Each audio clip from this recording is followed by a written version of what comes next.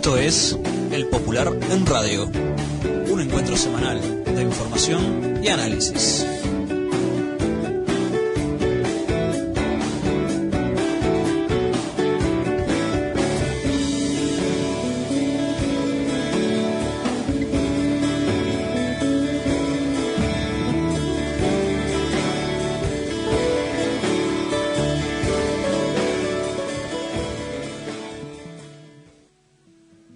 Buenos días a todas y todos. Esta es una nueva edición del Popular en Radio, un espacio de comunicación con los comunistas, los frente amplistas, los militantes sindicales y sociales y con todos los hombres y mujeres interesados en la política y en profundizar el proceso de cambios en nuestro país.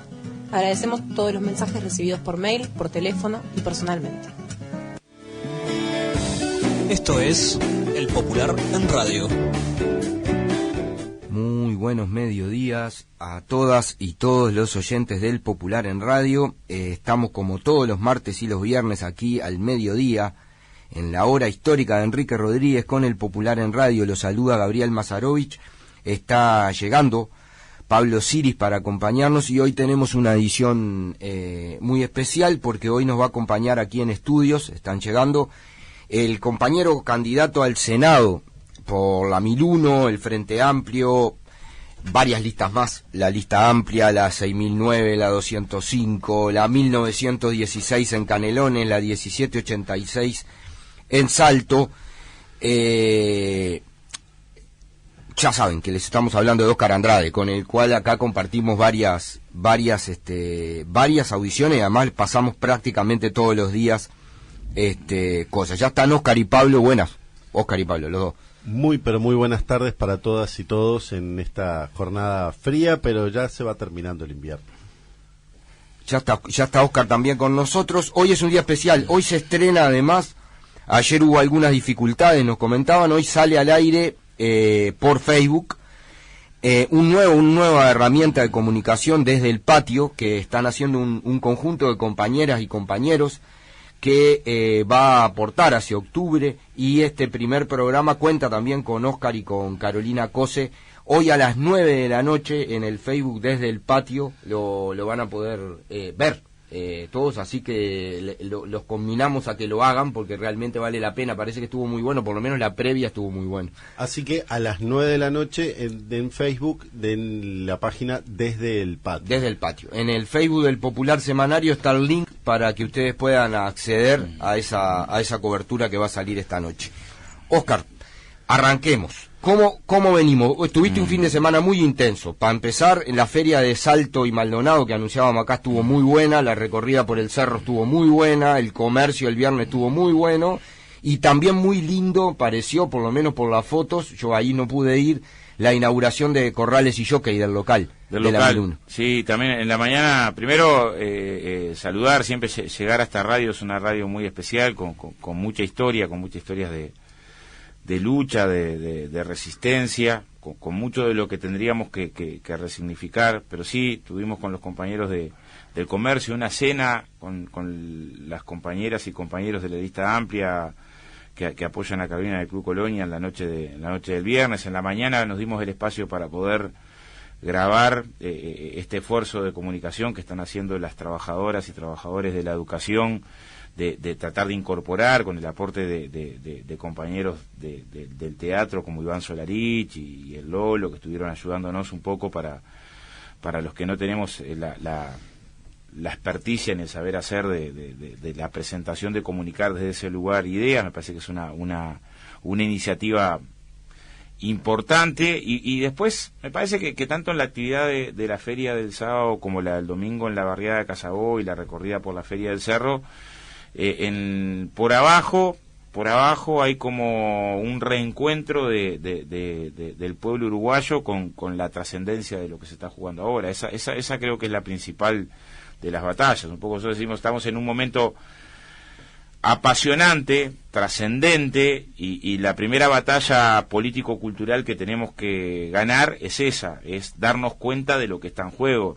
La apatía es un vehículo, la enajenación, la resignación, el que andemos anestesiados, es un vehículo funcional a la restauración neoliberal. Lo fue en toda América Latina, O sea, no se hubiera explicado el triunfo de Piñera en Chile sin un abstencionismo que superó el 50%, y después uno puede reflexionar acerca de las múltiples causas que explicaron esa enajenación desde los medios masivos de comunicación y su golpeteo permanente en la sensibilidad para fomentar el descreimiento, hasta errores propios de esa complejísima articulación entre la izquierda social, política e institucional, en un contexto de economías dependientes, donde la globalización es asimétrica y por lo tanto te coloca limitantes que no siempre podés resolver. En Brasil lo mismo, esta barbaridad de Bolsonaro, que semana a semana ya casi no sorprende desde el punto de vista de la crónica de la barbarie. Terrible. En todos los niveles, en el nivel de la política económica, en el nivel del desastre ambiental, en el nivel del desastre social, en el nivel de la apología sistemática a la represión y a las lógicas antidemocráticas.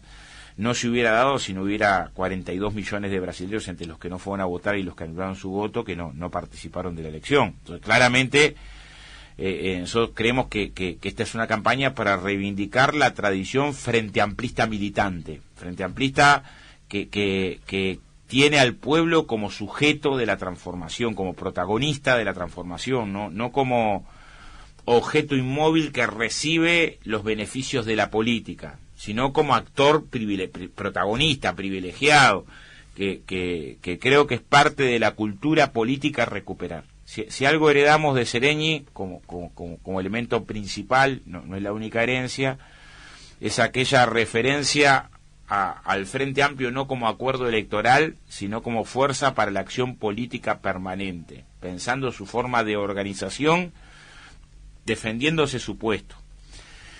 Y en los últimos 25 o 30 años, si algo ha estado cuestionado en el debate de la izquierda, a veces con mayor profundidad, a veces de manera irresponsable, es este elemento de la acción política permanente de la izquierda. Y a la hora de pensar la síntesis política, de por qué no se empodera una parte de la sociedad y hacerlo desde una perspectiva crítica responsable, esto es crítica de izquierda, no cayendo en el atajo de culpar al pueblo por determinados atrasos, y no en todo caso haciéndonos responsables que el atraso en la comprensión de determinados fenómenos siempre es de las organizaciones políticas que intentan pelear por los cambios, y desde ahí ensayando una práctica que supere.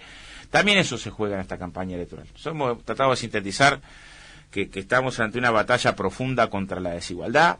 Eso significa para la lucha de la izquierda un elemento principal. Por lo tanto, lo que guía la acción política de estas semanas no es si tenemos 2 o 3 votos más que el Partido Socialista o menos, un diputado más o menos que el Movimiento de Participación Popular, cómo va a expresarse la orientación que estuvo atrás de Mario Vergara en las internas. El debate principal es que tenemos que estar a la altura de la historia en esta defensa de la institucionalidad que ha logrado avanzar en la lucha contra la desigualdad imperfecta pero popular, y ahí se juega una parte importante de nuestra suerte, que no es un debate más al centro, más a la izquierda, no, es de concesión política, es de estrategia política que intenta hacer un balance honesto con su pueblo, de las políticas en materia de educación, de salud, de trabajo, de seguridad social, de fomento a la economía social autogestionaria, de defensa de las empresas públicas, sobre el sistema financiero, las de medio ambiente, todas, y en todas haciendo simultáneamente una doble lectura, la comparación con la tragedia neoliberal, que es una parte, pero lo otro es las orientaciones que nos hagan avanzar de donde estamos a nuestros objetivos políticos. Y ahí un poco está la síntesis del proceso político de este tiempo, ¿no? Vos decías en la Noche del Comercio, en uno de los videos que subimos, que se están trabajando, lo habías dicho en la campaña electoral hacia las internas, es decisivo recuperar la centralidad del pueblo como protagonista. Vos has hablado, la victoria popular tendrá el pueblo como raíz o no lo tendrá, es lo que resumíamos. Te propongo un ejercicio para estos 20 minutos que nos quedan, que la vamos a dedicar entero a conversar contigo. Primero, reflexionar sobre algunas de las cosas que han dicho los candidatos de la derecha en estos días, que han sido varias y muy importantes, y después concentrarnos en 3 o 4 de las propuestas centrales que vos decías, orientaciones políticas hacia adelante. En estos días tuvimos a la calle Pou con dos salidas muy fuertes, ¿no? En el Comité Central Israelita diciendo que si no hay alternancia y no gana él, es dictadura, y luego diciendo ante empresarios que él no va a compartir el poder con nadie, y menos con los sindicatos, para aclararlo. Y tuvimos al ciudadano Talvi, con el que supiste debatir, en aquella cosa que quizás fue uno de los hechos políticos más importantes de la campaña hacia las internas. Sin duda lo fue. Hablando de que si esto sigue así, el Uruguay va a tener que recurrir al FMI, ¿no? O sea, poniendo arriba de la mesa cosas que no estaban en la discusión, ¿no? Son tres afirmaciones muy pesadas hacia el debate. Sí, a ver, hubiera sido solo soberbia, solo arrogancia. Bueno, yo creo que uno podría ir a un debate todavía más profundo acerca de qué es el poder, las relaciones de poder, ¿no? No hay duda que la institucionalidad es una parte del poder, importante, pero ni siquiera decisiva. La centralidad del poder económico, comunicacional, cultural, financiero, en general, cada vez más, y ese es un problema para la ciencia política, para el estudio desde el punto de vista de la perspectiva de democracia, es cuánta concentración de la riqueza tolera la democracia. El informe de Oxfam del año 2017, donde un 82% de la riqueza generada ese año se la traga el 1% más rico, demuestra que la tendencia es cada vez más brutal, y eso genera límites en una lógica de transnacionalización asimétrica de océanos de periferia que carecen de la posibilidad real de democracia. O sea, cada vez definen menos en las elecciones, y porque en realidad el poder se concentra en otro lado. Es un debate más profundo, pero no le vamos a pedir a la calle un debate profundo. Lo que sí tenemos en este caso es una mirada muy soberbia en principio, pero si fuera solo soberbia preocuparía a medias, y más que es la soberbia de que él no piensa pensar la política con otros. Ahora, si uno hace un listado de determinadas organizaciones y dice las Fuerzas Armadas, las iglesias neopentecostales, las cámaras empresariales, difícilmente encuentre que el discurso de la calle fuera no compartiría el poder con nadie, y menos con las Fuerzas Armadas, y menos con las principales cámaras empresariales, y menos con la asociación rural, y menos con las iglesias neopentecostales. La distinción que hace es una distinción de la expresión de las organizaciones que representan los sectores más vulnerados. Yo creo que sí pudiera haber hecho una que dijera no compartiría el poder con nadie, y menos con las feministas, y menos con el mundo cooperativo, y menos con las organizaciones de derechos humanos, y menos con las organizaciones estudiantiles, y menos con los sindicatos. O sea, hay una publicación que salía en la revista Galería de los Más y los Menos. En este caso, yo lo que digo es, para la calle, ¿cuáles son los más? Con quienes creo que no tendría demasiado problema en compartir el poder, porque de hecho ha reivindicado plataformas muy parecidas con estos sectores.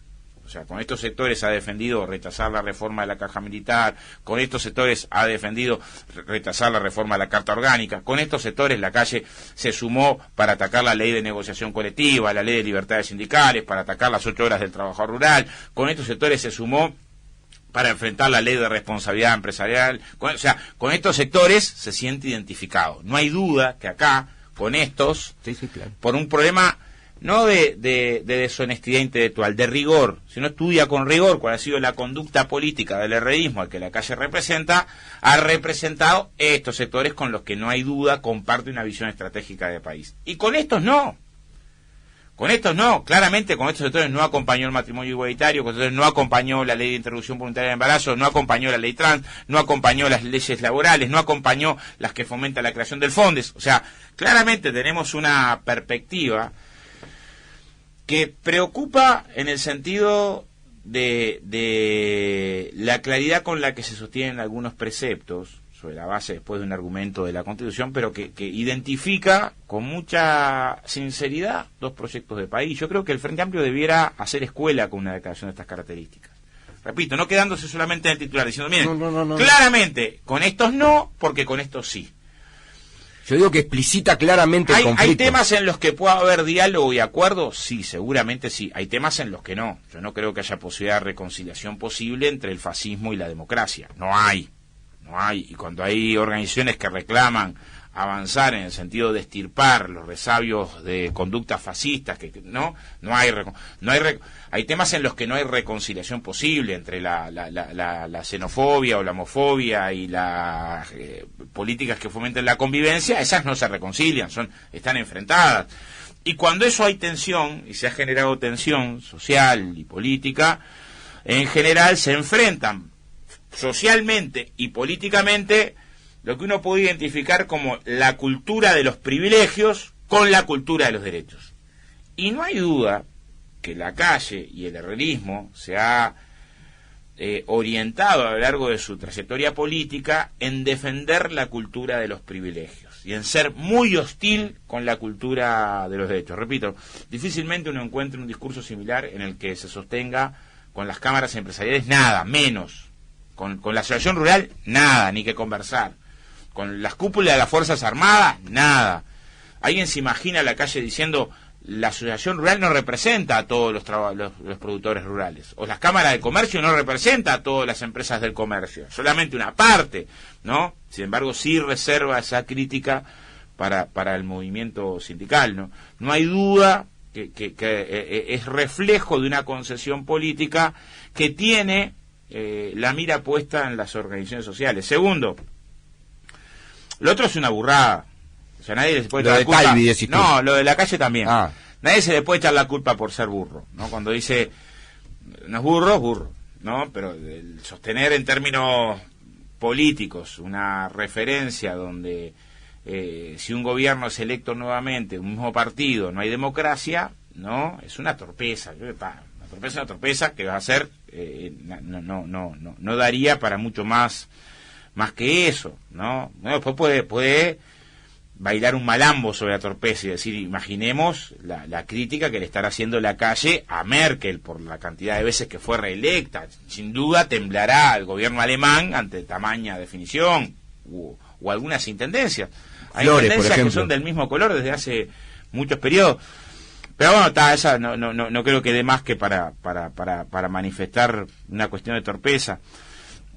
Talvi vuelve al ruedo. Yo creo que tiene una preocupación de nerviosismo con las encuestas, con la circunstancia de quedar disminuido en el sentido de no participar del debate. Intenta tirar señales que saquen del eje lo que debiera estar en el eje. Todavía no explicó por qué aparece en el currículum de Silva estar coincidiendo al mismo tiempo en el que estaba en la Ursea, su candidato a vicepresidente, con el tiempo en el que estaba de empleado de Teyman, según él mismo, no según otro. Después parece que parte de la explicación, creo que hay que investigar, de que le erró en las fechas que puso y que en realidad, pero es además una circunstancia muy particular, porque simultáneamente el Parlamento está estudiando un proyecto de ley que establece como delito la actitud que hubiera tomado Silva, que tiene que haber un tiempo de enfriamiento entre el momento en el que perteneces a un organismo que controla determinadas empresas y que al otro día que dejaste de pertenecer a ese organismo participas en el otro. Todavía no se demostró si no hubo lo que ya hoy está considerado un delito y violenta al Código de Ética de la Ursea, que es haber participado en el mismo tiempo. Eso es lo que tiene que aclarar. Pero aunque lo aclare, tenés un segundo componente, que fíjense en que cuando se trabajó en los temas de normas anticorrupción, esta es una de las normas. Entonces, tenés un problema jurídico probable que habría que aclarar. Quien tendría que aclararlo sería el Partido Colorado. No se origina de ninguna campaña desde afuera, sino del propio currículum vitae de Silva. O sea, sale de ahí la información, no de otro lado. Pero además tenés un tema ético en cualquiera de las circunstancias. Yo creo que, claro, para salir de esa situación tan embarazosa de querer presentarse como el apóstol de la nueva política, cosa compleja en el Partido Colorado, que bate récord en los lugares donde gobierna, incorporar, los partidos tradicionales en sí. Yo me quedé corto, la otra vez había colocado que eran 2/3 de los cargos de confianza y son arriba del 70% de los cargos de confianza los que se generaron en intendencias donde gobiernan los partidos tradicionales, tanto blancos como colorados. Ahí también tenemos que mirar cómo hay un discurso de la austeridad y una práctica del clientelismo demencial, ¿no? Del clientelismo a mano suelta, ¿no?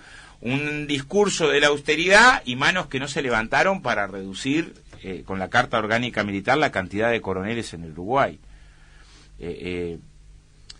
un regimiento tiene 600 efectivos militares, 4 compañías de 150, 2 batallones. Eso es un regimiento que precisa un coronel. 200 militares es para 120.000 efectivos. O sea, tenemos una institución no macrocefálica, brutalmente macrocefálica. Sin embargo, los apóstoles de la austeridad en el gasto público, en el discurso, no toca esa austeridad para la oficialidad de las Fuerzas Armadas. Ahí no, y por eso votaron en contra hace algunas semanas. Claro, tienen una gran ventaja. Hay blindaje mediático. Esta no es la pregunta que permanentemente se les hace o nos hacen para instalarla en el debate. Entonces, los temas que debiéramos instalar en el debate, ¿qué salida nos proponían para Petrobras los que criticaron esta? ¿Cuál era? ¿Cuál es la opinión sobre el juicio de Roma?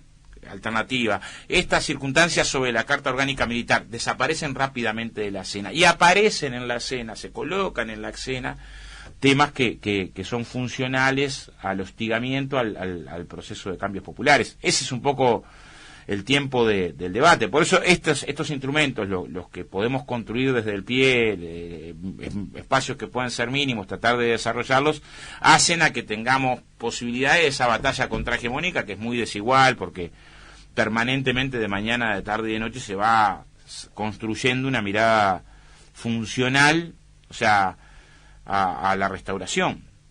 Tanto que uno podría decir, pareciera que Macri es originado en el marxismo, sí, y en el Frente Amplio y aliado, no, o sea, increíble, ¿no? O sea, tanta la dureza del cerco mediático, del blindaje mediático, que tenemos estas cosas. O sea, tuvimos los escándalos que tuvimos a la interna del Frente Amplio, que derivaron en el Tribunal de Conducta Política del Frente, pero tenemos de candidato a Blasi y de candidato a Ascú, ¿no? Uno con delitos reconocidos ante la DGI, que por cuestiones de procedimiento no terminó preso, y otro con una causa pendiente. O sea, sin embargo, no logramos que esos temas estén en el centro de la discusión política, ¿no?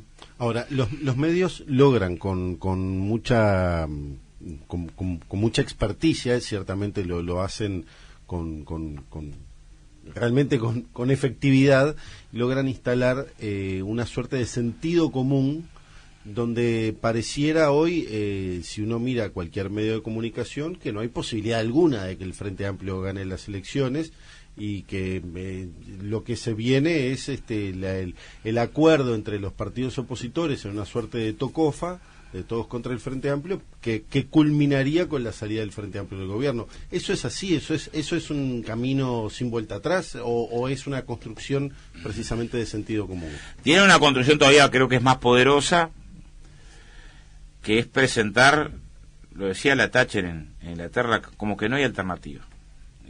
Thatcher era brillante en el sentido de la defensa de los intereses del neoliberalismo, porque aclaraba de forma meridiana que la economía era el método, pero lo importante era el alma. Había que convencer, o sea, el centro de la preocupación era convencer de que no existía la sociedad, sino que existíamos los individuos, la suma de individuos luchando por el lugar. Y lo cierto es que este debate de ideas, de la identidad social como comunidad, de la construcción de relaciones humanas, relaciones solidarias, las izquierdas llegamos a los gobiernos, desde los gobiernos logramos transformaciones importantes en incremento de derechos laborales, el mundo cooperativo, de la inversión pública social, lo que te da señales de una fuerza popular, pero en el debate de ideas, que referencia a la construcción de comunidad, a los dolores del otro, a la felicidad pública de tradición artiguista, descuidamos parte de esa construcción de identitario.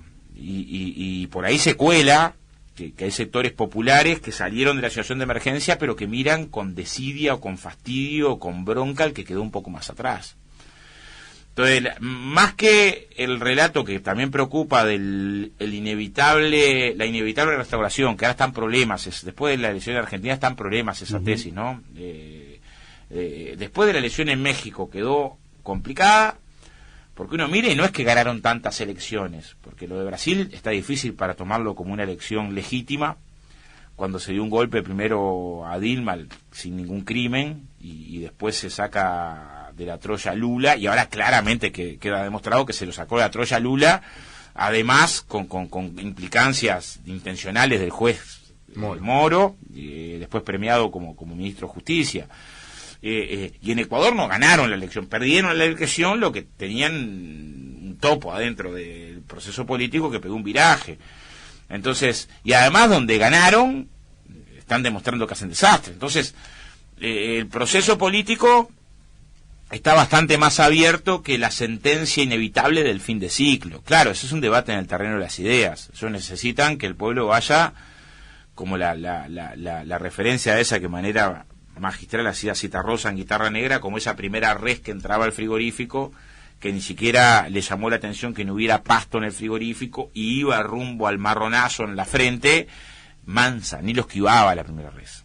Y nosotros tenemos que tratar de que la res no solamente esquive una parte del marronazo, que ni camine más hacia ahí, camine en otra dirección.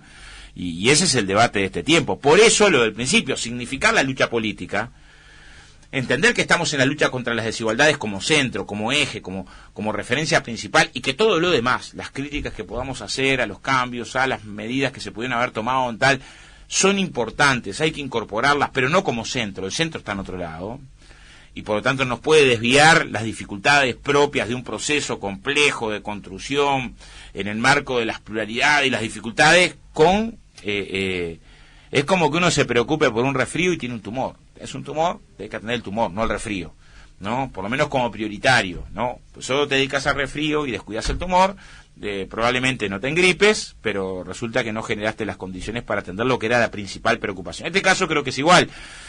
También parte de la discusión es que los debates internos acerca de si tal concejal en tal barrio está a la altura o no, se fue una... Bueno, está bien, pero no perdamos de vista que estamos en medio de una batalla que es central y que del otro lado, además, por primera vez en bastante tiempo, porque por lo menos desde la campaña del 94 que la derecha no se presenta como derecha. En el 94 Sanguinetti trajo a batalla y colocó el discurso de la socialdemocracia y, bueno... En este caso tenemos una derecha que es derecha, ¿no? Que plantea la privatización de las empresas públicas y contra los derechos de los trabajadores, que es muy dura, una motosierra en la inversión social muy fuerte, de 900 a 1000 y pico de millones, un elenco conservador pesado, al que se suman además nostálgicos. O sea, en ese cuadro, calibrar el tamaño del desafío es fundamental y sobre todo se logra en la práctica. O sea, no hay otro... Ser de izquierdas en la práctica, no es en la reflexión solamente, o es en la reflexión práctica, la reflexión que te permite una práctica superadora de nuestras dificultades. Óscar, se nos fue el tiempo, pero quiero una pregunta. Ya vamos a tener tiempo para trabajar, lo hemos hecho, con tus propuestas sobre el tema de las becas para los gurises en secundaria, un sistema especial de becas, sus costos, el tema de las 7 medidas fundamentales para el trabajo. Pero hay un tema central en esta campaña que hace ese debate cultural que tiene que ver con la propuesta de reforma constitucional que ha lanzado Larrañaga, titulada Vivir sin Miedo, y que además ha tenido otras variantes en otros lugares, el serenazgo de este hombre Romanelli, el asesor de Manini, que además era carcelero en el penal de Libertad, nada menos, ¿no? Pero una pregunta concreta sobre esto, hay un movimiento muy importante, tú estuviste reunido con ellos y es un tema central. Acá tenemos, mirándonos atrás del vidrio, a una de la articulación en San José del No a la Reforma Clarita. Sí, así que para eso estuvimos con ella también. Una reflexión final, muy, que son muy los corto, 2 minutos. No voy a poder opinar en el fondo, ya estuvimos acá en la radio justo con Clara, invitados para ese debate, pero... el origen, ¿por qué estamos discutiendo esta reforma? Por una preocupación política electoral. O sea, Larrañaga estaba cansado de salir segundo y vio en la reforma una posibilidad de recuperar espacio. Salió tercero al final, no salió ni segundo. Pero el fin, el motivo principal de la militarización y todo este riesgo institucional, de violencia institucional incrementada, surge por oportunismo electoral de cuarta. O sea, lo primero que tendríamos que reflexionar es que lejos de pensar en profundidad espacios de discusión política sobre el tema de la violencia, la convivencia, ¿no? Lo que hay es una operación electoral muy berreta que yo calculo que la mayoría de los uruguayos y uruguayas, el pueblo uruguayo es un pueblo culto, no va a respaldar de ninguna manera. Óscar, te agradecemos muchísimo, le recomendamos a las y los oyentes entonces prenderse hoy a las 9 de la noche desde el patio con Óscar, con Carolina, con Iván Solarich, con los compañeros trabajadores de la educación que apoyan esta iniciativa y que colocan estos temas hasta octubre. Se ve solamente por el Facebook desde el patio hoy a las 9 de la noche. Un abrazo, nos reencontramos el viernes. Nos reencontramos el viernes, un fuerte abrazo y muchísimas gracias, Oscar. Muchas gracias, Oscar, por venir. Arriba ustedes. Arriba, pajarito, arriba, nos vamos. Esto es El Popular en Radio.